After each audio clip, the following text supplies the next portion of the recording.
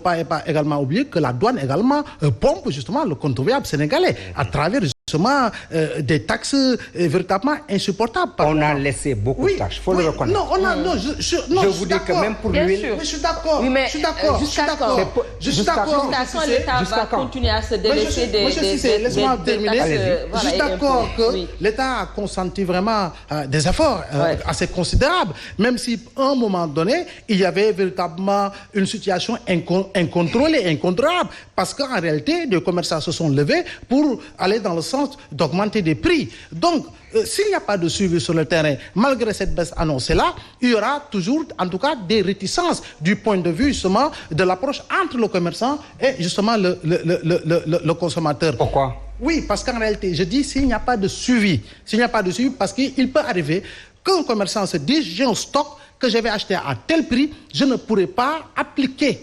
aujourd'hui, illico presto, la réalité des prix liés à la baisse. Il me faut épurer justement tout le stock. Excusez-moi, c'est ce que nous avons constaté. Moi je vous dis,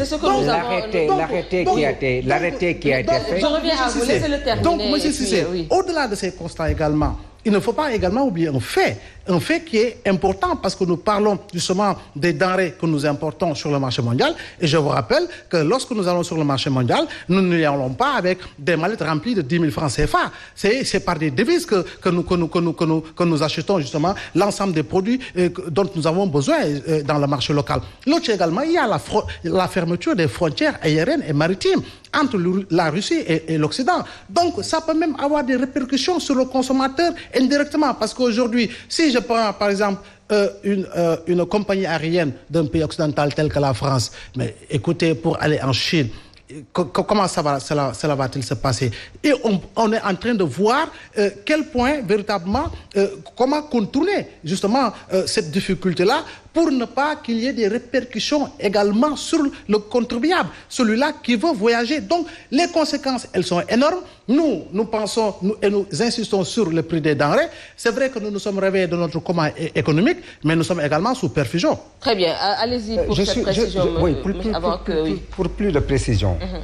L'arrêté qui a été pris tout dernièrement fixe la marge à tous les stades de distribution, que ce soit le gros, demi-gros et les détaillants.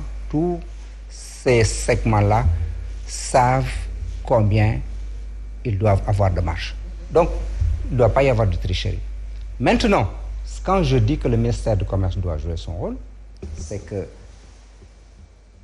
l'information doit passer au niveau du client quand il rentre dans la boutique, mais ce n'est pas fait tout le temps, ou d'une manière très épisodique.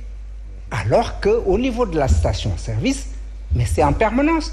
Et sachez que tous les prix des carburants sont révisés toutes les 4 semaines.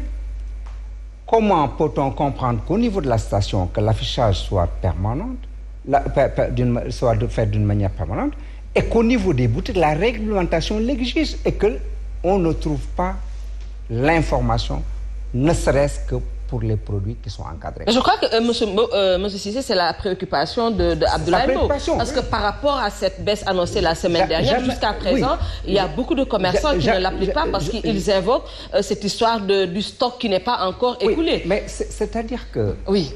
C'est pourquoi je disais qu'ils devaient être quand même des patriotes. Dans la mesure où, s'ils avaient acheté au prix le plus faible et qu'il y avait augmentation, ça allait être automatique. Ça allait être automatique. Oui. Donc, je crois que nous vivons une époque où tout le monde doit faire l'effort de guerre, participer à l'effort de guerre. Je crois que ceci est important.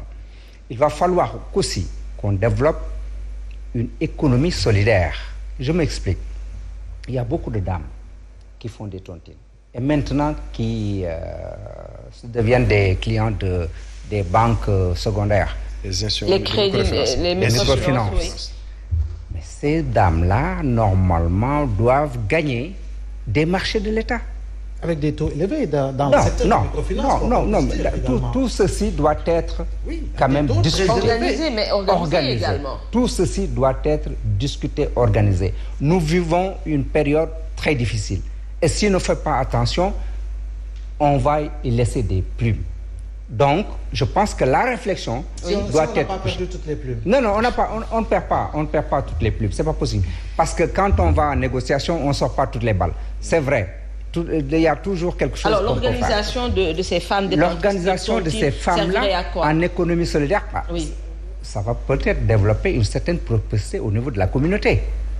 Et ne pas s'arrimer à des grosses entreprises qui gagnent des parts énormes de marché et qui s'envoient, qui rattrapent les capitaux. Je pense que tout ceci doit être organisé pour qu'au moins, dans cette période difficile, que les gens puissent se retrouver. Je crois que ceci est important.